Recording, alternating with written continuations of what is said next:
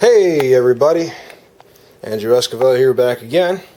This is going to be the last video I'm going to make for today, which is December 21st, 2012, the supposed end of the world. Now, currently, it is 11:46 p.m. So that means, unless the end of the world, in my time zone at least, happens in the next, 13 minutes... That would be 11:59. Then I think we're okay. So, I guess now is the time for gentle reflection. Let's see, what was an eventful today, considering the end of the world didn't happen? Oh, Gangnam Style from Psy, sometimes called PSY, it's pronounced Psy, I think, has reached 1 billion views, so congrats to them. That's pretty interesting. First video ever to break 1 billion views, man. Thank God it wasn't Justin Bieber. Can't stand that. It's a pretty good impersonation, I think. So anyway, it's been a pretty interesting day, actually, considering, all the randomness of it all. And I'm pretty sure I'm going to break my bandwidth cap per month by uploading all these videos. My ISP is going to look at me and be like, what the hell is he uploading? Because actually, it's funny I should mention that, because there's a few things that concern me with the internet. Things that maybe you should know. During the whole fiasco with ACTA, PIPA, and SOPA, people were freaking out, and they fought valiantly and hard to protect our freedom on the internet. But they neglected a very, very serious issue, which was CISPA. And CISPA went under the radar, unfortunately. And CISPA passed. If you don't know what CISPA is, look it up. It's essentially, for the most part, to break it down for you, from what I understand, it's basically corporations or big companies like Viacom and stuff, for the most part. I want to say Viacom because they're involved with so much of this. Basically forcing ISPs to allow them to monitor traffic to see what you're downloading so that they can catch you. Which sounds okay from a legal standpoint, but at the same time, it violates a lot of privacy, especially if you're not even doing anything questionable in the first place. It allows them to view almost everything. So, what does that mean for the people? Well, if you look at Mega Upload, they were taken down. Their website's taken down by the federal government. And you think to yourself, well, how can they do that if SOPA, ACTA, and PIPA didn't pass? It's because CISPA did. Everyone neglected CISPA, unfortunately. And CISPA's doing a lot of stuff, and in many ways it's worse than any of the other acts. Because basically the government's saying, hey, you guys tried, but we still won. So the people are concerned now because, it's like, well, we don't have freedom anymore. In the last place that was technically our freedom, the internet, the last place where you can do pretty much anything. Because, well, you can't do anything, obviously. There's certain things like, certain types of material that is not allowed to be posted. There's some things that are like, just no. But there's a lot of issues going on, and to add to it, many I think at least 5, maybe 6 major ISPs in the United States are now enacting the 6-strike rule. And to break this down simply, it's your ISP's monitoring what you download. If they catch you doing anything questionable, they give you 6 strikes. Each one is more severe than the last. Anything from throttling your internet speeds to blocking access to certain websites. And you think to yourself, well, what what the hell? And it's because, CISPA's there and allows them to do this. So basically, almost everything you do can be monitored legally now. So that's something to take into account. Now, you may be asking yourself, Andrew, you're a networking guy, you're a networking security person. What would you recommend to remain as anonymous as possible? Well, there's a number of things you can do, and I do not advocate the use of any of this information being used for an unlawful purpose. But things you can do if you don't want your ISPs to be watching or hovering over you is encryption. That's basically all you can do, for the most part. Unfortunately, I could say so much more about the subject. There's very specific things that I can recommend doing that will make you pretty hard for the ISP to figure out what you're doing. And because this is the internet, information spreads quickly. I don't want to be in trouble with ISPs for releasing information, although all of these things that I can think of are perfectly legal. In fact, some of these things are already automatically implemented, such as Skype conversations are supposedly supposed to be encrypted with 256-bit AES, which is pretty damn good, but I'm not entirely sure I believe that, because that would require a little bit more overhead than what I monitor with my Skype calls. But supposedly your voice is encrypted to keep it private. But you may be thinking to yourself, well, the NSA is very powerful. Couldn't they just decrypt it?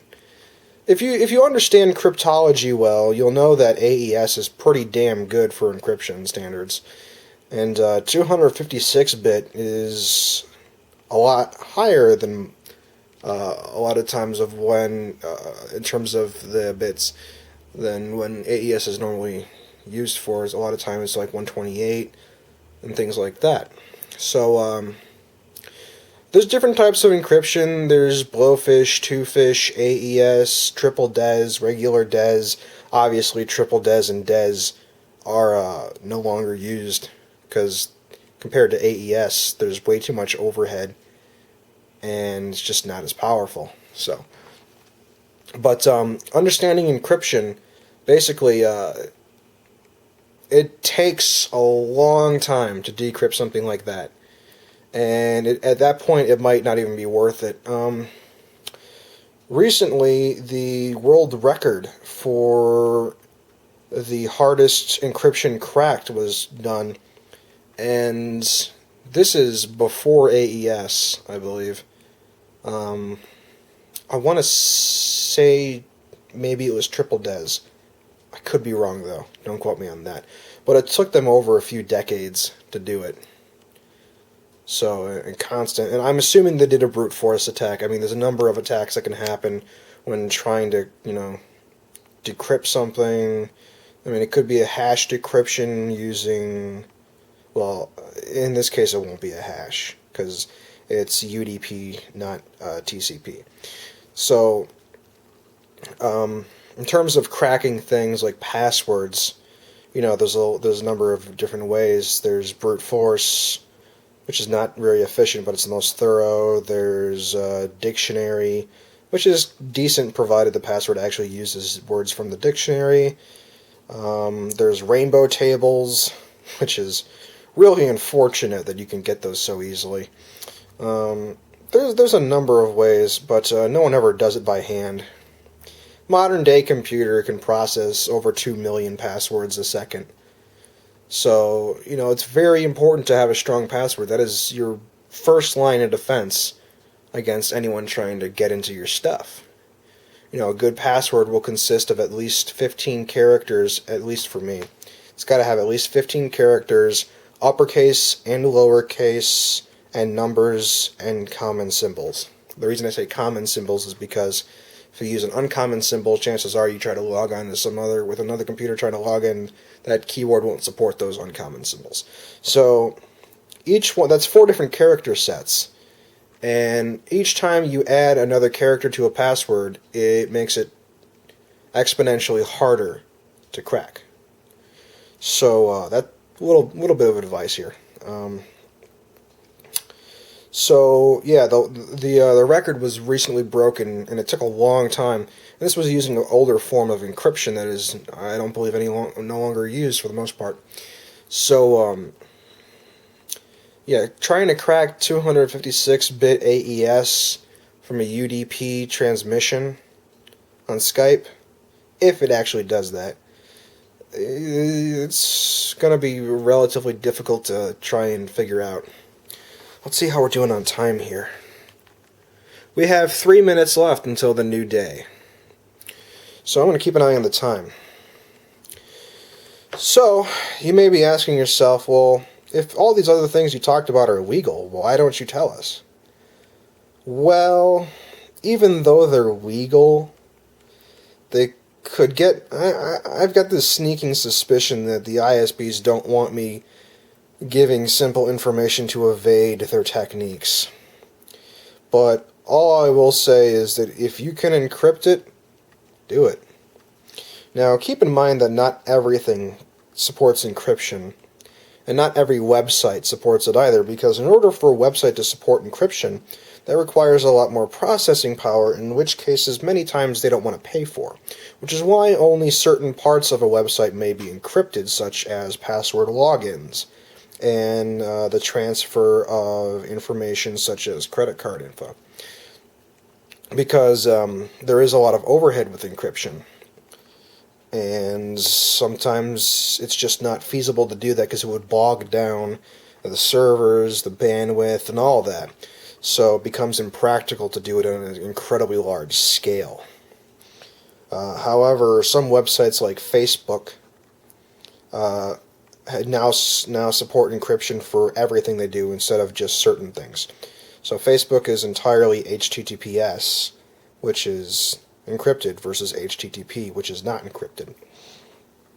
So, getting back to the whole, be careful what you do, because CISPA is there. The ISPs are watching you. Big Brother is literally watching you. But nowadays it seems like it's the whole family. And big businesses will try and do something about you. So be careful with that. But moving on, we are now 11:59 p.m. If nothing happens right now, I'm good, according to the doomsday theories. So, as the clock winds down with the last few seconds, which it's not an analog clock and it doesn't show seconds, so I just have to wait for it to change. I really wish I had a watch. I used to have a Casio eDataBank PDA watch. Best watch I ever owned. I want to get another one. The one I got, the battery died, and then I kind of screwed it up by trying to replace the battery the wrong way. Those things aren't easy to replace the battery correctly, man. The manual is really strange. Up! Up! Up! See that? That is the dawn of the new day, my friends. It is officially December 22nd in the Illinois time zone right here, right now. Of course, you're watching this at least the day after. I have been uploading videos non-stop for like almost 24 hours. That's pretty incredible how much bandwidth I've been using. I'm surprised no one in the rest of my house has complained about the bogged down speeds of everything, because these uploads basically just rape the bandwidth. I think that should be an internet term, raping the bandwidth. As offensive as that may sound, it's actually quite an accurate description of what happens, unfortunately. So, ladies and gentlemen, with that being said, the world has not ended. And, wait, what's that? What's that? Nothing. It's absolutely nothing. We're fine. Doomsday theorists, 0. Although there may come a day when they're right. Or maybe they were just off by a few hours, who the hell knows. Let's see, like Mayan time zone.